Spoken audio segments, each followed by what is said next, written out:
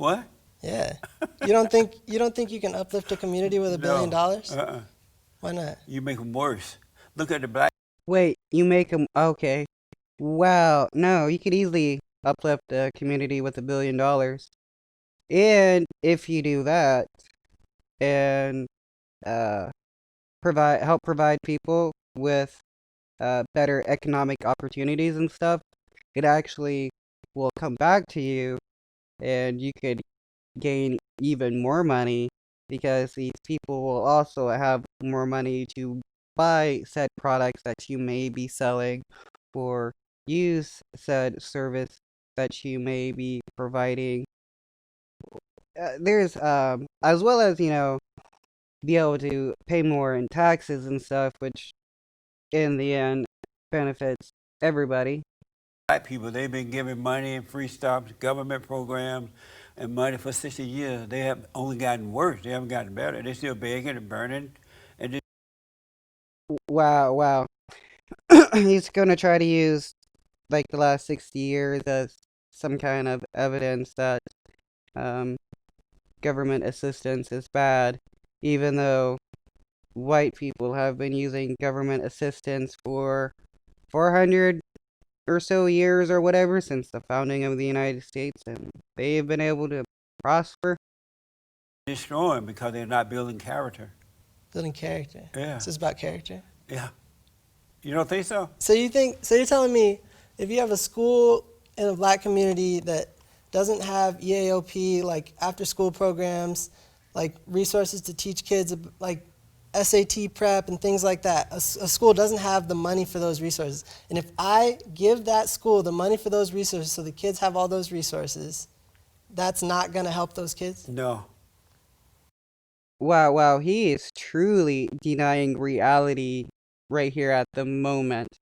Because, yes, if a school has better resources to teach kids, that in the long run will help them seek and gain better opportunities. Now he just wants to keep he just wants to keep people uneducated by claiming that helping them is something bad. It's just this disgusting idea that you shouldn't help people because it's somehow evil to help people. Even though this guy is Christian, and Christians are supposed to be all about helping the poor and stuff, this guy hates the poor. Okay, well, I I'm going mean, to tell you why. that's what you think. Because the teachers, the unions and the heads of the school take the money. They're not going to do it for that. No, Wow, wow, and he doesn't actually provide any evidence of that whatsoever, or base it on any type of reality. If that's the case, then all schools would be extremely bad because all schools would have some head of the school or whatever stealing their money. But yet we see wealthy schools do better compared to poorer schools, and it's not because people are stealing money from the poor schools. I would put the money in. But you have to stay there and sleep and watch it overnight because they'll take it. No, But what let me I'd ask do you is I'd this. start my own EAOP program. I'd start my own, it would be my own fund. I'd start a scholarship fund. There's ways to like keep the money, get the money into the right hands. And Let I'd me make ask sure you that. this. Do you think a man should ever follow a woman? You asked me that And already. what'd you tell me? I told you that people should be equal. I asked, I know you think that, but should a man follow a woman? If she's saying something worth following, yes. Would you ever? Yeah, why is he asking the same question from the first part of his interview? Is he trying to get him in some kind of gotcha moment?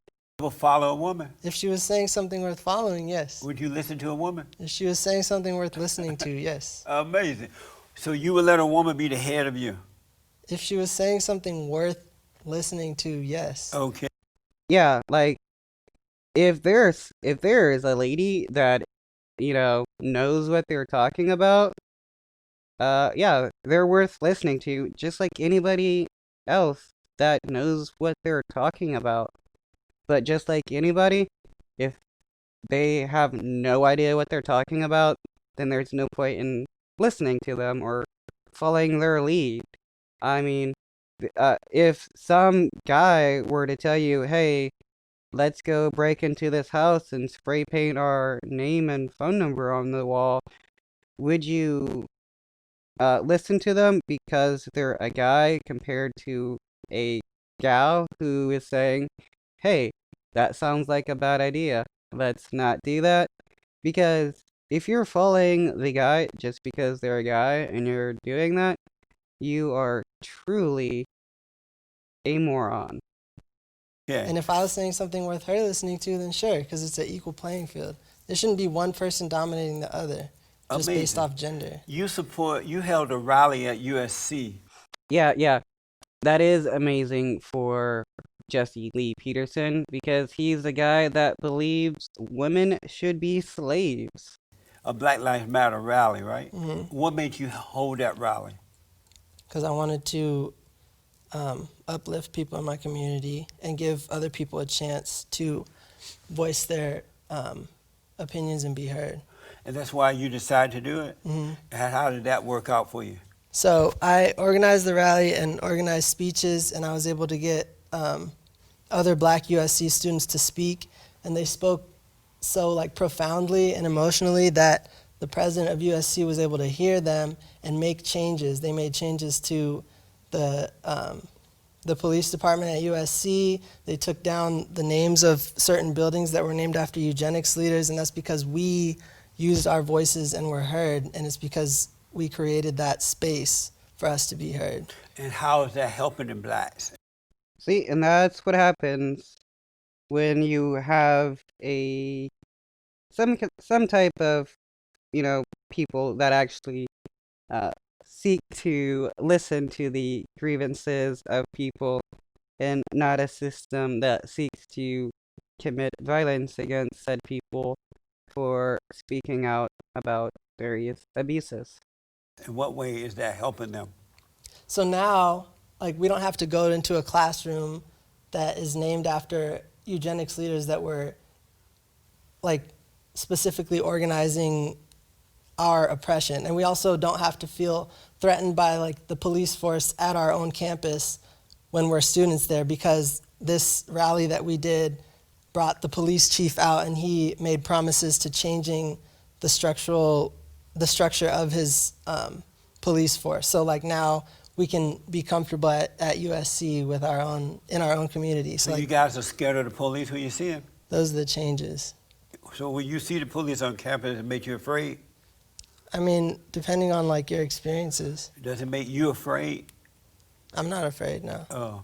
And do you know that the crime rates are going up in the black community now that you guys stopped the police?